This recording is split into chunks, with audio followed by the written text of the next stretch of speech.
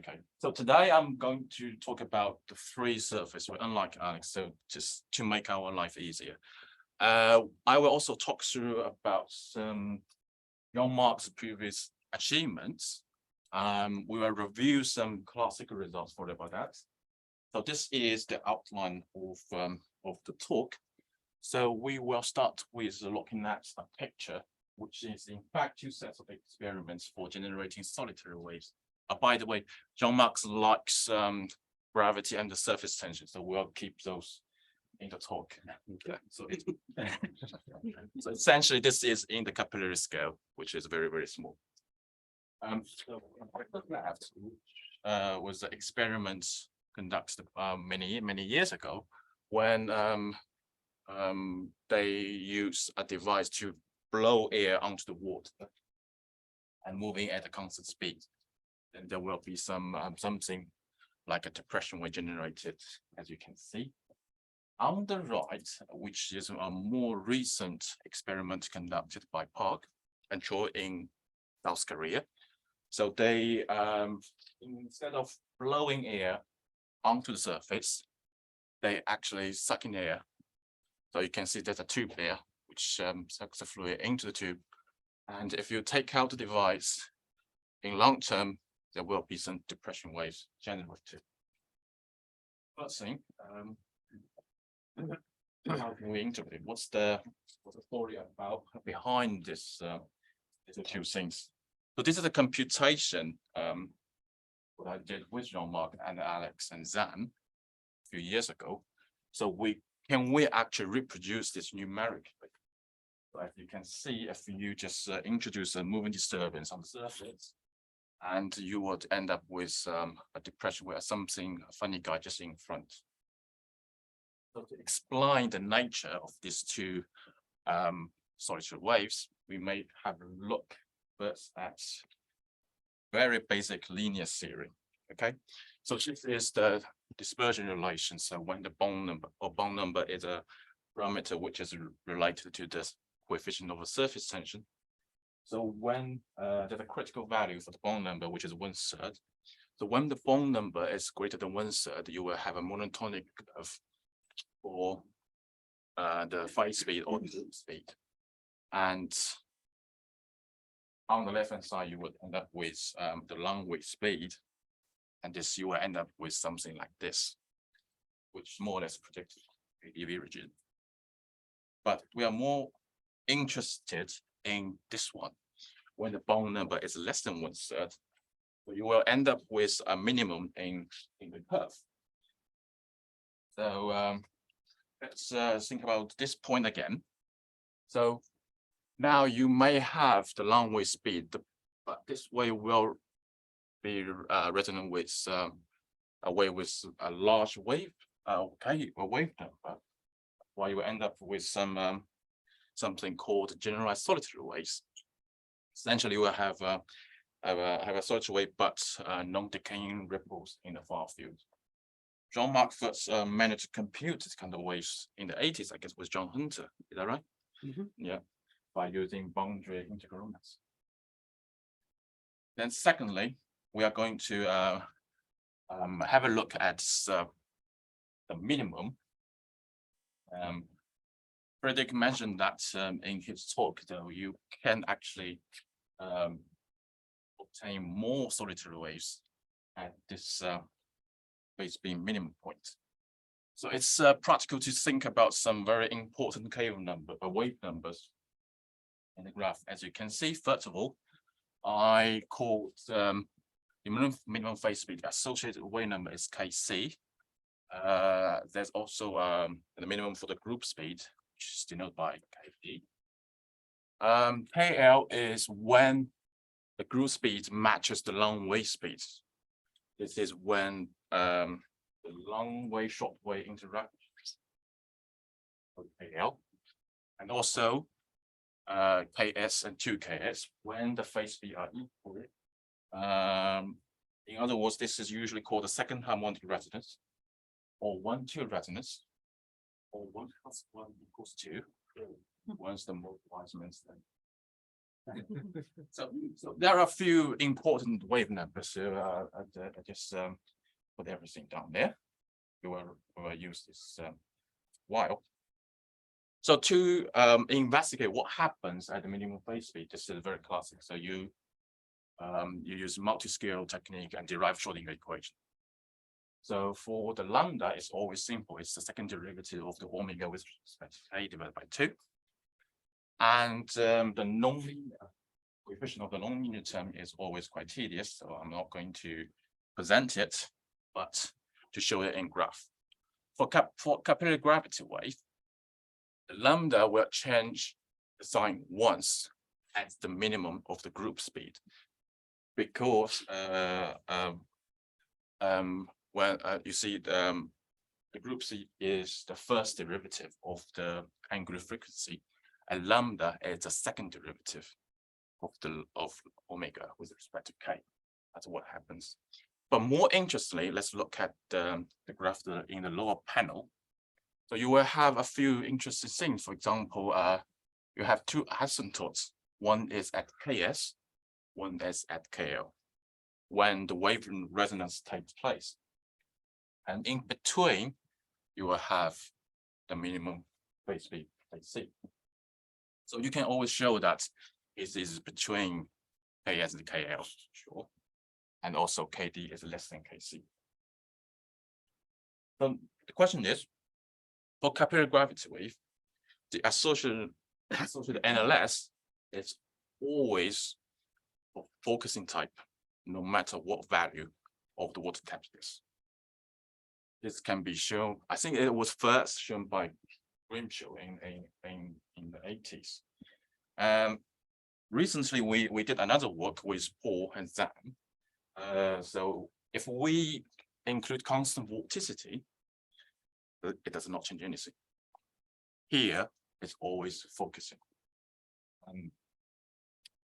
Then another question is, what really happens at this two specific wave number? Why do you have something which is singular, which means gamma is infinity? So what really happens? So because this have something to do with the wave interaction, so Dan proposed that why don't we just have another look at the problem from a different angle, from a perspective of wave interaction. That's why we have the next slide. So it's a quick recap of wave interaction. So you would have three wave interaction, which the general equation is listed here, and four wave interaction. So the four-way resonance is due to the quadratic nonlinearity. The four-way resonance is due to the cubic nonlinearity. For pure gravity wave, without surface tension, you can only have four-way resonance. It has been shown by Phillips many years ago. But for capillary gravity wave, you could have on charts, for example, the Wilton's ripples. So next question is, what's the connection between the wave resonance and the singularity in the nonlinear Schrodinger equation? So with this question bear in mind, we will start to look at the problem. We will try to explain this and with some results. So this is a setup of the problem. It's very simple. One layer of fluids, which is ideal, so in visits and the irrotational flow, and you also have a solid flat bottom. In the upper layer, you've got just gas oil air, which has a zero density. We also place two water electrons on the bottom and on top, which means there will be electric field active in the domain. This is a very general setup, but in practice, so you will find out the permittivity of the water against air is something like this. The ratio is about 80. So in practice, it's reasonable to assume that the fluid is always conducting, which means the electric potential is identical to zero in the bottom layer, but you still have the Laplace of electric potential in the upper layer. And also the length of the upper layer is much greater than the length of the lower layer, while we usually assume H plus to be plus infinity. So that's the general setup. And this is very John Mark style. So you have the Laplace equation in the fluid domain. You have a few boundary conditions. So on the fluid surface, you will have the dynamic boundary condition, but you have something extra, which is contributed by the electric field. So everything is quite similar, except the extra red terms in the equation. So you may ask, what really happens there? We should probably start with looking at the linear theory. So if you just do the standard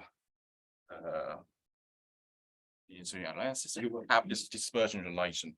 Okay, so it turns out that you will have one extra term there, which is concerned with the electric field.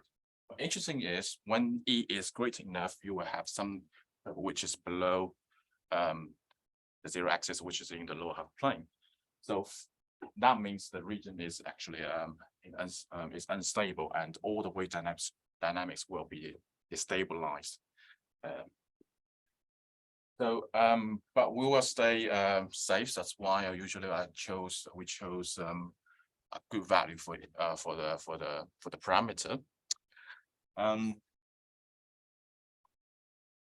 So again, you can always derive the Schrodinger equation for this case, and showing the graph for the nonlinear coefficient. So it's more or less the same thing.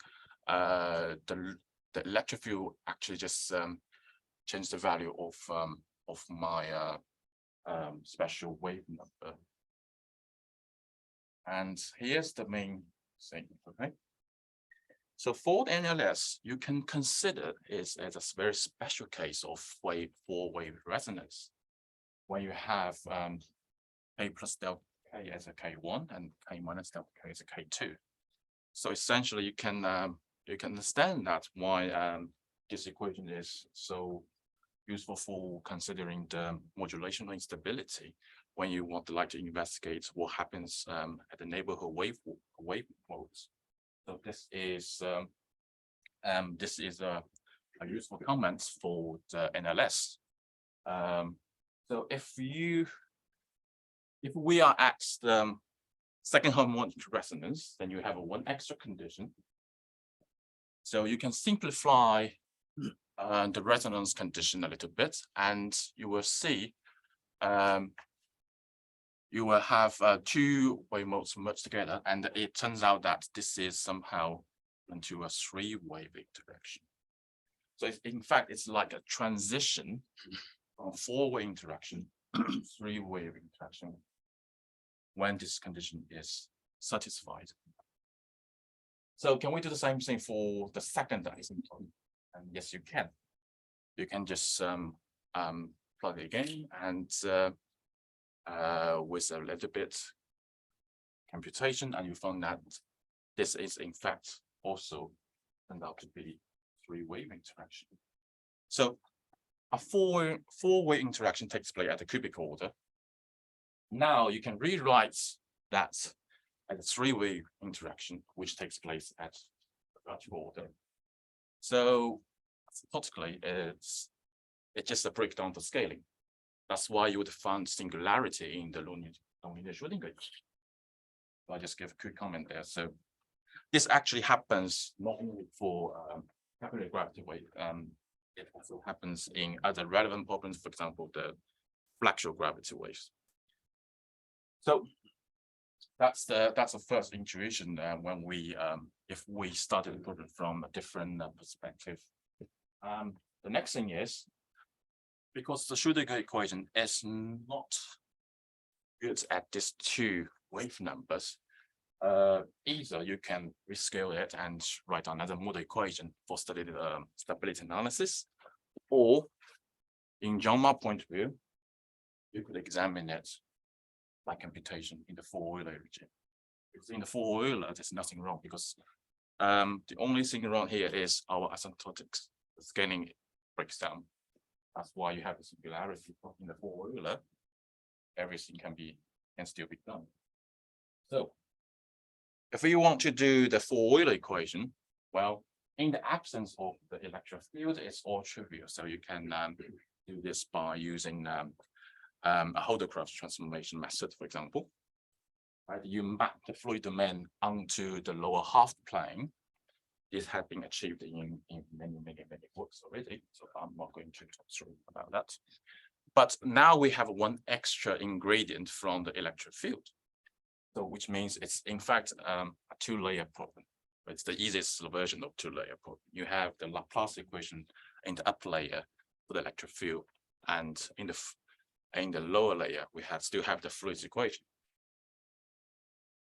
So one easy trick is if you can use the standard method for the fluid, and if you consider to use an interpolation technique right on the surface to match the information, which means we will make use of the use interpolation to make use of all the values of variable from the neighborhood, and you will finally come up with two sets of the governing equations, and you can compute them quite easily. But the interesting is you have also to monitor the accuracy. So far, we have been using some local interpolation technique, which is good, which is not too bad. It works for periodic waves, for example, of small or moderate amplitude. You ask me if you do that for large waves, we still it doesn't work. We tried a lot, it doesn't work, but we're still seeking for a new numeric scheme to solve this problem. So I'm going to skip this. This is all the results. So we can conduct four Euler computations and compare the results with the one predicted by the resonance equations. And this is the first example with this. As you can see, I think the solid curves are for Euler computation, and the dashed dot curve is the prediction by the resonance equation.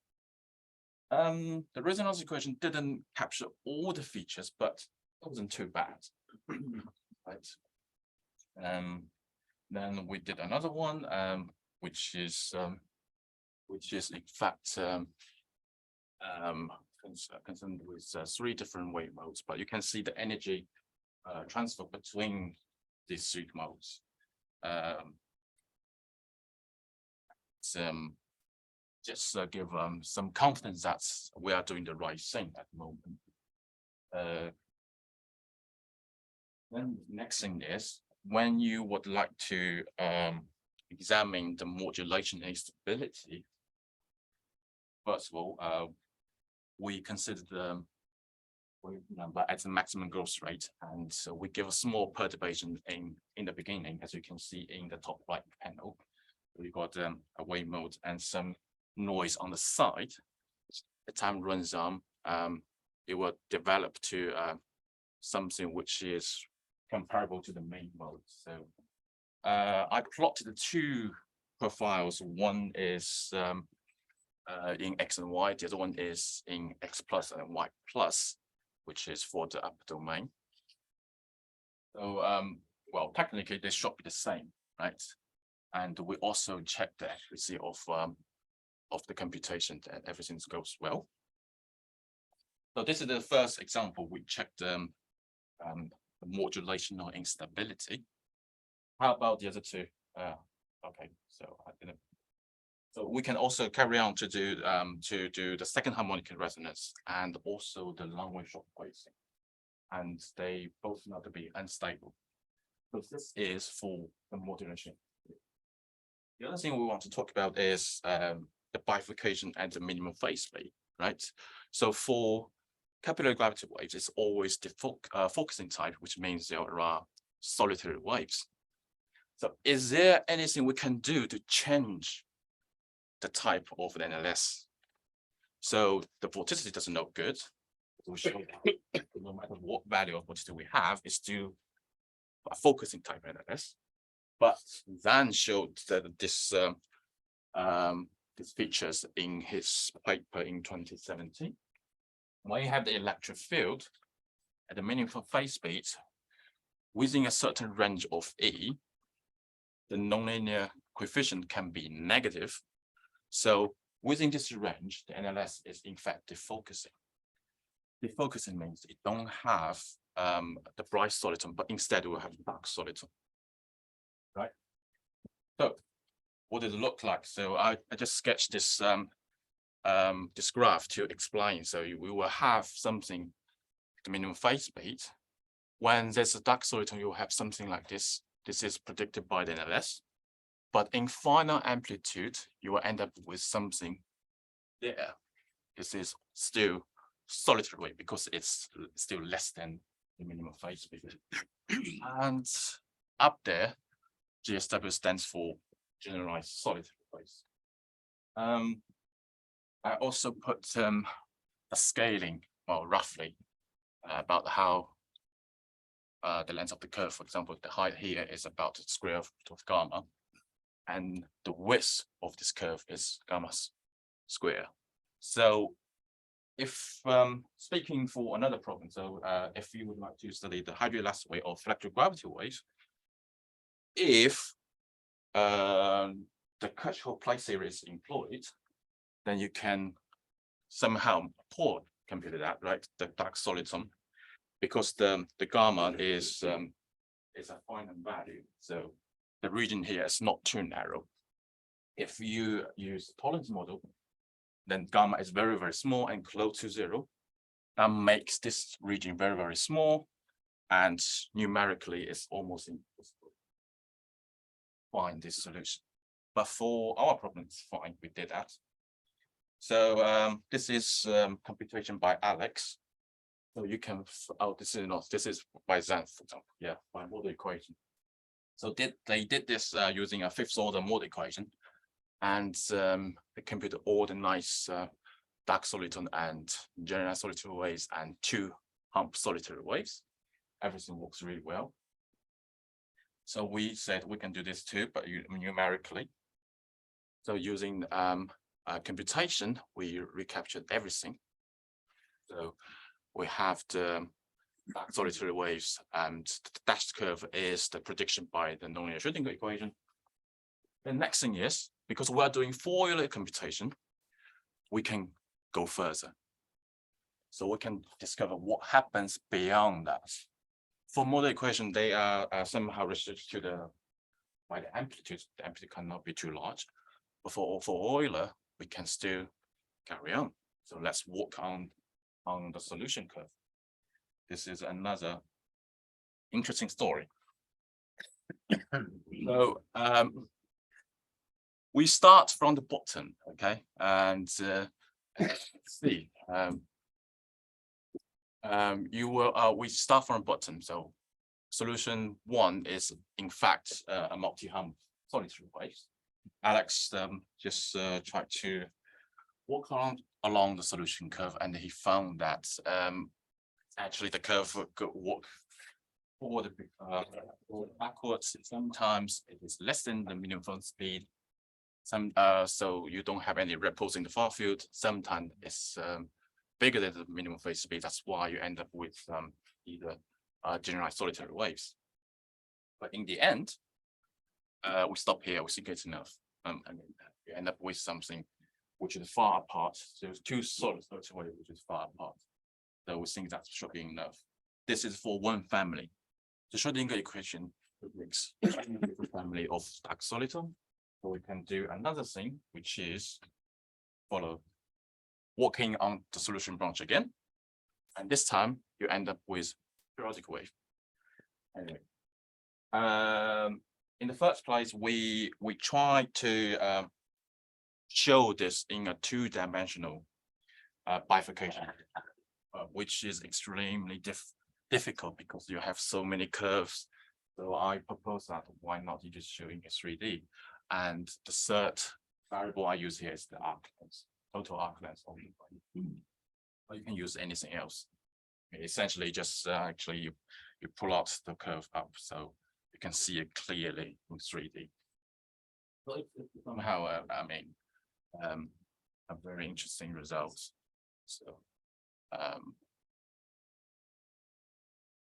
I just going to conclude here. we actually started from a very interesting experiment results. We would like to explain what happens at, at two occasions where coefficient of the that's why we started looking at the old problem from a different angle, from the perspective of a wave interaction. And we found that it's in fact the transition from four-way resonance to three-way resonance. Then we also did a bit more in the numerical computation because it is the drawing work with Jean-Marc. And we use a very little tricks to the technical integration to generate to solve this two-layer problem, and we considered the modulation instability. And after that, we carried on to explore a bit more about the dark solitary waves.